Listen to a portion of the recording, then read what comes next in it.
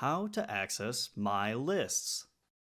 You can access My Lists from anywhere on the website by clicking on your name and selecting My Lists from the drop down menu. If you already have lists created, they will be shown here and you can click between them to change which one is displayed.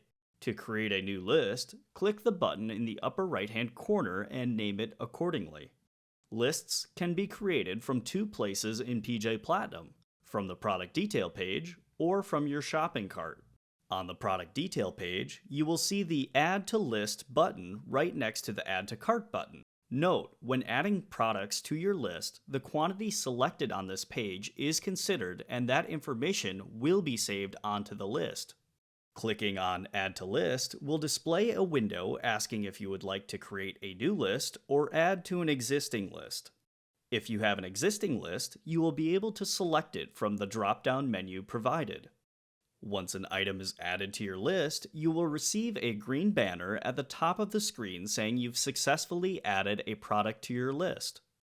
From your cart, you can save every product in the cart to your list.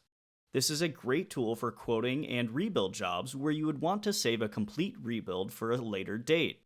The same window will display asking if you would like to create a new list or add to an existing list.